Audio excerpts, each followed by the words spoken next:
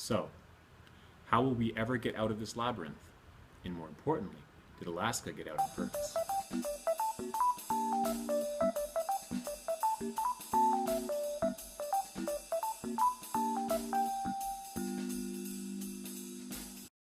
Like most of Mr. Green's readers, Looking for Alaska was actually the second book that I read. The first one, of course, being The Fault in Our Stars. Now we all know The Fault in Our Stars and the story of Hazel Grace and Augustus Waters and their love, and Augustus dies, and it's terrible. So when I started reading this book, I was filled with just a tiny bit of trepidation.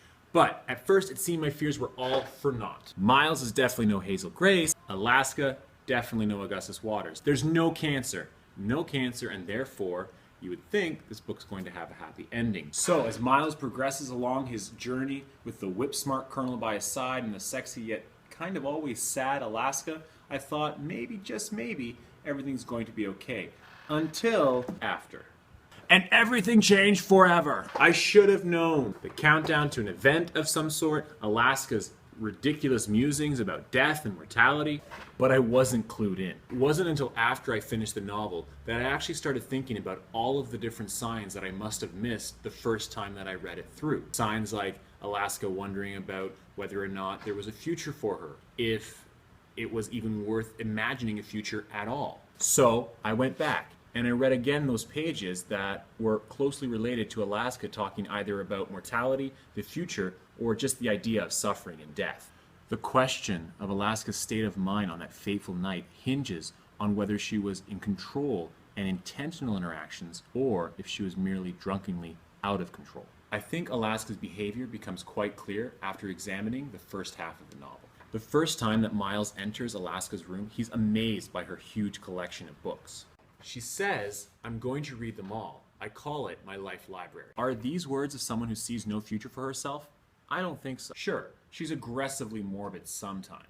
Like, when the group meets at the smoking hole, she responds to Miles' question about why she smokes cigarettes so fast with these words. "Y'all smoke to enjoy it. I smoke to die." But she says this with all, quote, the delight of a kid at Christmas, end quote.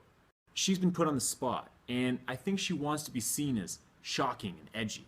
It's when she's alone with Miles that she's actually more open and vulnerable. And I believe truthful about how she really feels. Quote, "Jesus, I'm not going to be one of those people who sits around talking about what they're going to do. I'm just going to go do it." Alaska has plans for the future. She has a life library. She even has career goals. She says, like, after college, you know what I'm going to do? Teach disabled kids. I'm a good teacher, right? Shit, if I can teach you pre-calc, I can teach anybody. It's quotes like these that make me believe that while Alaska is definitely morbid at times and probably suffers from some sort of depression, she is not suicidal, and I don't think we can definitively say that she intentionally drove her car into the police car in an attempt to kill herself.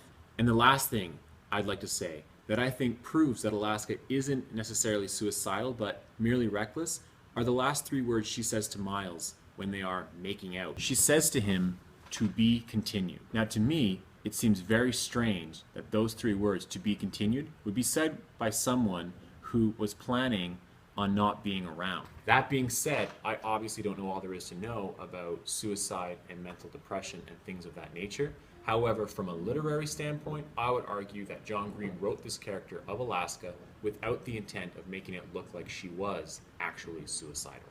Was Alaska Young suicidal or merely reckless? I would argue that she was merely reckless. And as Miles says at the end of Looking for Alaska, we think we are invincible because we are. We cannot be born and we cannot die. And I think that is something that if we can just grasp as people, that we are here for a short time, and if we are good to the people around us, that is all that we can ask of anyone, especially ourselves.